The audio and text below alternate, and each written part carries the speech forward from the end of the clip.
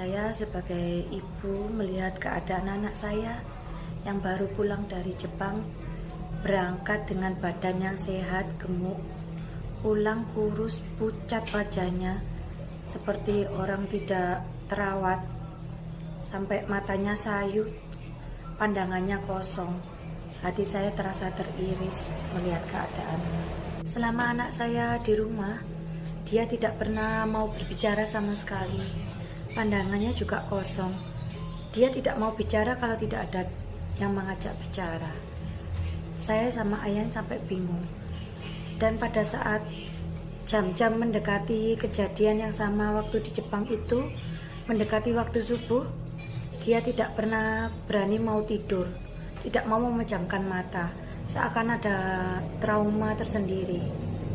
Pernah pada sewaktu-waktu anak saya mengajak berbicara seseorang.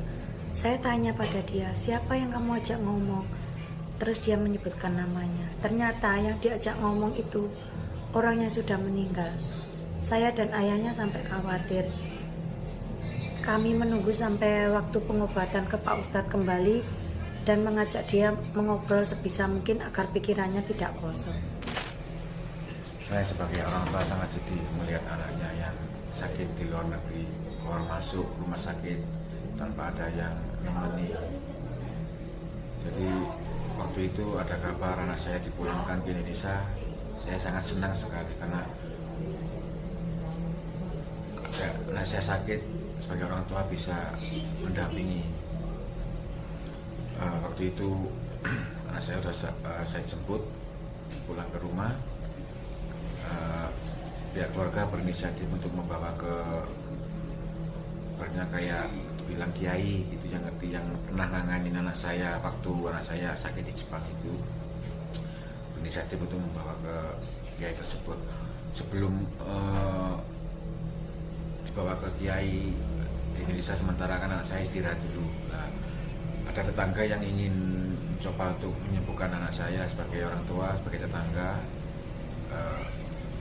kayak nggak enak kalau suruh menolak gitu permintaan baik dari tetangga saya. Akhirnya saya izinkan untuk coba untuk mengobati anak saya. Tapi sebelumnya saya kasih tahu bahwa anak saya ini sakitnya itu mungkin dari kiriman, sebab kiai yang nanganin anak saya itu bilangnya seperti itu, ini kiriman dari orang. Berhubung yang ada di dalam anak saya ini sebelumnya ada, itu mencoba melawan. Jadi serangan dari luar itu dilawan sama yang ada di dalam tubuh anak saya.